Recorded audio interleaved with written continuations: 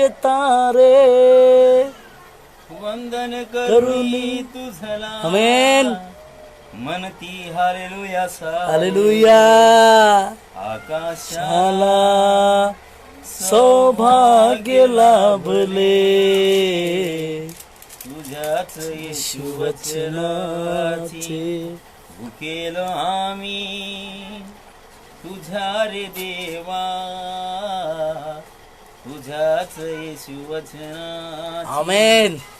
प्रभु यीशु मसीह का धन्यवाद हो, परमेश्वर की भलाई और परमेश्वर का स्तुति हो। इस गीत में बात जो है हमने कहा कि इस धरती और आकाश को एक सौभाग्य मिला या परमेश्वर का एक लाभ उनके जीवन में मिला कि उन्होंने परमेश्वर के मुंह के शब्द की बातों को माना। हालेलुया, प्रभु यीशु मसीह का धन्यवाद, परमेश्वर के नाम की स्तुति और प्रशंसा। और इसी के चलते और उसका जो वचन निकाला, परमेश्वर के मुंह से जो वचन निकला, उस वचन के द्वारा ही ये आकाश सृष्टि और सारी बातों की रचना हुई। और इसी के लिए आपके और मेरे जीवन में ये परमेश्वर का दिया हुआ लिखित वचन कितना महत्व है, कितना महत्वपूर्ण है, इसके बारे में हम और आप जानते हैं। हालेलुया, प्रभु यीशु मसीह को धन्यवाद हो, क्योंकि वो भलाई और भलाई करते हुए, उसके बारे में लिखा हुआ भलाई करते हुए निकला हुआ। आज दुनिया में जिस प्रकार की बातों को फैलाई हुई है, जिस प्रकार के बात से लोगों के अंदर एक डर, लोगों के अंदर एक भय को प्राप्त किया हुआ हम परिस्थिति को देखते हैं। पर क्या इस भय अवस्था में या भयवान परिस्थिति में भी क्या हम अपने विश्वास में थामे हैं? मैं आज जो विषय के ऊपर आपको कुछ बात बताने पर हूँ, उसका मेरा विषय है फेथ। मेरा विषय है विश्वास। दो तरह का विश्वास रहता है, एक विश्वास और एक अविश्वास। और विश्वास में दो तरह के विश्वास रहते हैं। ये एक विश्वास है और दूसरा हाई फेथ कहते हैं, यानी अति उच्च विश्वास। तो मैं आज आपको अति उच्च विश्वास के बारे में बताने पर हूँ। मेरा आज का विषय है हाई फेथ या अति उच्च विश्वास। इस विषय के बारे में मैं आपको बताने के लिए लाई हूँ। अति उच्च विश्वास कब प्रकट होता है, उसका थोड़ा बायोडाटा मैं आपको देता हूँ। जब परिस्थितियाँ विपरीत होती है, लोग विपरीत होते हैं, सरकार विपरीत होती है, गवर्नमेंट विपरीत होती है, और कुछ परिस्थिति ऐसी हमारे जीवन में आती है जब हमें ऐसा लगता है कि हमारे सामने अभी कोई भी सच्चा धर्मी और कोई भी सच्चा विश्वासी नहीं होता है। पर प्रभु के नाम की स्तुति और प्रशंसा होने पाए। परमेश्वर ऐसे समय में हमारे हृदय में एक प्रकार का विश्वास डालता है, जिसके द्वारा परमेश्वर न केवल हमें ऊंचा करता है, पर वो समस्त जाति को, समस्त धर्म, समस्त राजाओं को, समस्त गवर्नमेंट को, सारी बातों को बदलता। यस, आप सही समझ रहे। मैं आपके लिए एक विश्वास का उस हाई फेथ के बारे में जब हम कहते हैं तो मेरे साथ खोलिएगा दानियल नबी का किताब, उसका 4था अध्याय। दानियल नबी का किताब उसका 4था अध्याय, जो जिसके बारे में मैं और आप कुछ बातों को जानने पर है। हाँ, दानियल नबी का किताब, इसके बारे में आप और मैं हम अच्छे तरह से जानते हैं कि इस परिस्थिति में क्या हुआ। फिर भी मैं आपको उसके बारे में थोड़ा सा हाईलाइट देना चाहता हूँ। शद्रक, मेशक, अबेदनगो, ये तीन जवानों को दानियल के साथ ही, पर दानियल एक राजा का प्रधानमंत्री होने के चलते ये परिस्थिति तीनों के साथ आ रही है। शद्रक, मेशक और अबेदनगो, ये तीनों लोग एक राजा के पास गुलाम बनकर लाए गए हैं, एकदम गुलाम है। और उस समय राजा नबूकदनेस्सर ने बहुत बड़ी मूर्त खड़ा करी है। मेरी बातों को ध्यान से सुनिएगा। मैं आज ये कहने पर हूँ, मैं आज भविष्यवाणी के रूप में कहने पर हूँ, जिस देश में बड़ी बड़ी मूर्तें खड़ी की जाती है, उस देश में एक घमंडी राजा या शासन अधिकार करता है, इसको मत भूलिएगा। हालेलुया, प्रभु यीशु मसीह के नाम की स्तुति और प्रशंसा होने पर नबूकदनेस्सर राजा ने एक बड़ी मूर्त खड़ी करवाई और उसने एक आदेश दिया, जब घंटा और सब कुछ बजाया जाए तो सारे धरती के लोग उस मूर्त के सामने दंडवत करे, झुककर उसको सलाम करे। जाहिर बात है ये परमेश्वर के राजा का आदेश है, और राजा का आदेश प्रजा को पालना है। इसी के लिए जब जब भी वो घंटा या वो बेल बजाई जाती या आवाज किया जाता था, सारे धरती के लोग उस समय के उस मूरत के सामने झुकते थे, पर सिवाय 3 लोगों के, शद्रक, मेशक और अबेदनगो।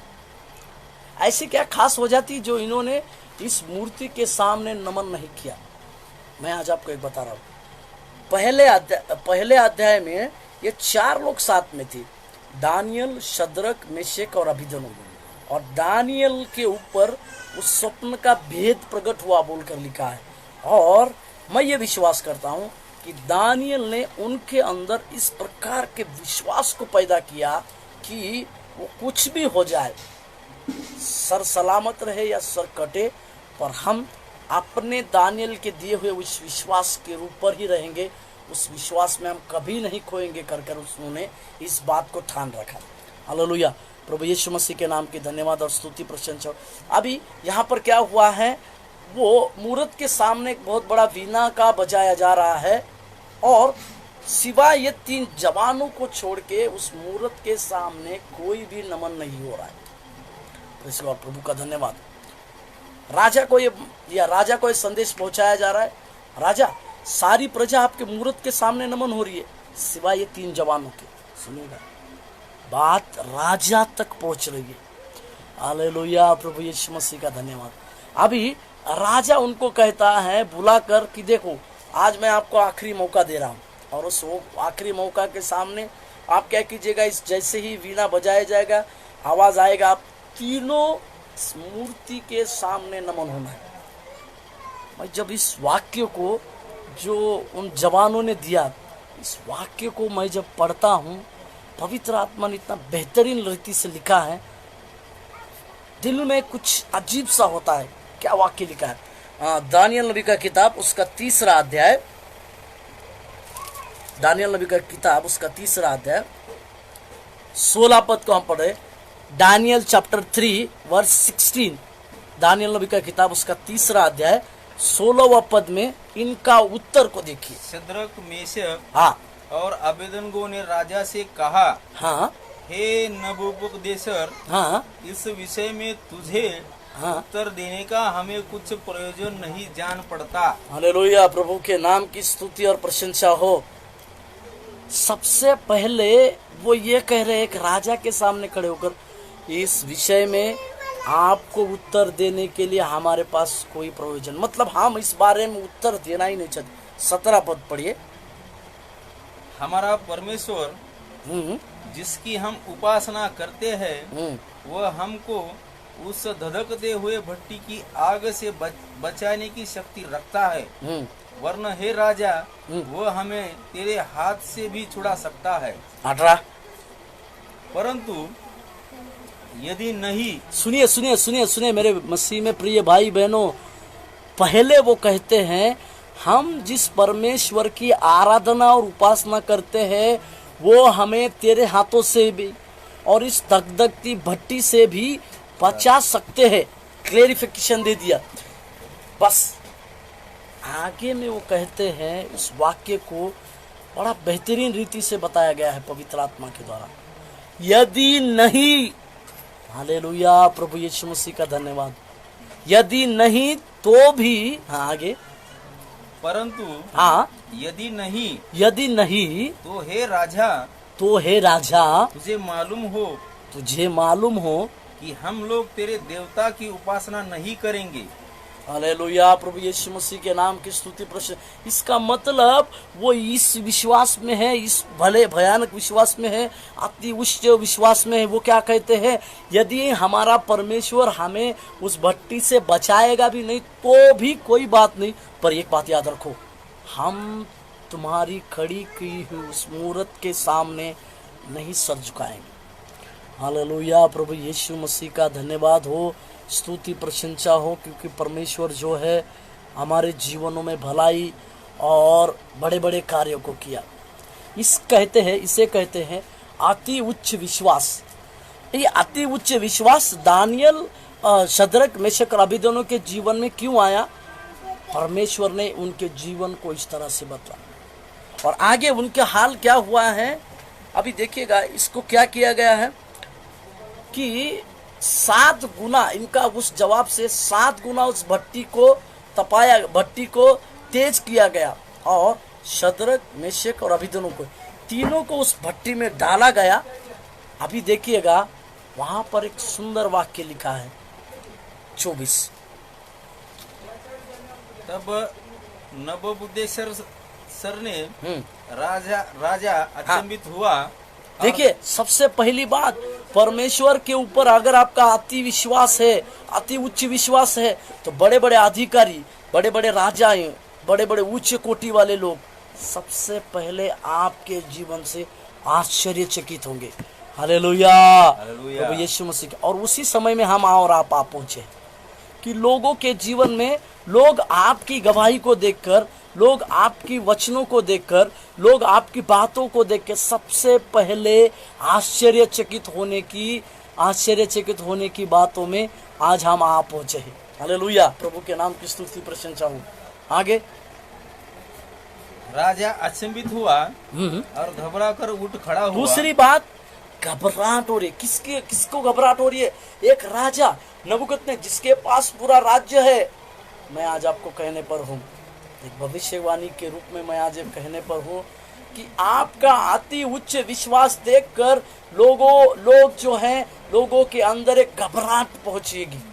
तीसरी बात, आगे, और अपने मंत्रियों से पूछने लगा, मंत्रियों से पूछ रहा है, क्या हमने उस आग के बीच 3 ही पुरुष बंधे हुए नहीं डलवाए? वो कंफ्यूज, वो सोच में पड़ चुका है। अरे मैंने 3, देखिए ये राजा का जो माइंड जो है इस तरह से कंफ्यूज हो चुका है कि वो भूल चुका है कि उसने 3 ही डाले थे। इसका मतलब परिस्थिति कुछ इस तरह से होने वाली है आपके शत्रुओं की, परिस्थिति कुछ इस तरह से बनने वाली है आपके शत्रुओं के जीवन की कि वो लोग नहीं समझ पाएंगे कि आपके जीवन में क्या होने जा रहा है, आपकी वजह से उनके जीवन में क्या हो रहा है। कंफ्यूजन हो रहा है, वो चकित हो रहे, कंफ्यूजन उसके माइंड में घुस रहा है। और आगे, उन्होंने राजा को उत्तर दिया, हाँ राजा, सच बात तो है। हाँ। फिर उसने कहा, हाँ, अब मैं देखता हूँ कि 4 पुरुष, हालेलुया, आमीन, आमीन, डाले गए थे 3 पुरुष। अरे प्रभुओं का प्रभु है वो, उसके सामने 3 पुरुष की जगह अपने बच्चों के ऊपर जब कभी आंधी तूफान उठता है, परमेश्वर राजाधिराज परमेश्वर अपना सिंहासन को छोड़ के उस भट्टी में आके उसके सामने खड़ा होता है। Hallelujah, hallelujah. आगे 4 पुरुष आग के बीच खुले हुए टहल रहे हैं। आमीन, आमीन। खुले हुए टहल रहे 4 पुरुष, और उनको कुछ भी हानि नहीं पहुंची। आमीन, आमीन। 4 पुरुष टहल रहे, डाले गए थे 3, और चौथा पुरुष और कोई नहीं, शद्रक मेशक और अबेदनगो को बचाने वाला हमारा सर्वशक्तिमान प्रभु परमेश्वर प्रभु यीशु ख्रिस्त, आमीन, आमीन। प्रभु यीशु मसीह उसके बीच में आया, उस भट्टी में आया। अरे वो आग क्या उसको जलाएगी जो खुद एक आग है। हालेलुया, हालेलुया, प्रभु यीशु मसीह का धन्यवाद हो। इसी के लिए एक पुराना तमिल गीत है जिसको हिंदी में अनुवाद किया गया। एक पुराना तमिल गीत है जिसको हिंदी में अनुवाद किया गया। इसमें इस तरह से वो गायक ने गाया, जब शेरों के मैं बीच पड़ा, सोचा जीवन अब अंत हुआ, उसने भेजा अपना स्वर्गदूत, मेरा मसीहा प्रभु यीशु। हालेलुया। तो मेरे प्रिय मसीह में भाई और बहनों, आप डरिए मत, क्योंकि आपके साथ आपके परिवार में आने वाली हर एक दुर्घटना, हर एक विपरीत परिस्थिति को बदलकर आपके जीवन में परमेश्वर कार्य करने के लिए, परमेश्वर आपके जीवन में बहुतायत से एक बात को देने के लिए वो 4 3 की जगह 4 बनता है और उनको अपने किसी भी तरह की हानि नहीं होने देता है, किसी भी तरह की हानि नहीं होने देता है।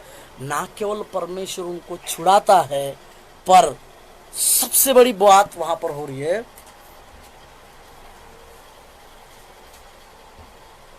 हाँ 29 पद में बहुत बड़ा अचंबा कार्य हो रहा है। इसलिए अभी नबूकदनेस्सर राजा एक अनाउंसमेंट दे रहा है। नबूकदनेस्सर राजा अपने राज्य के लोगों को एक बात को बता रहा है, क्या?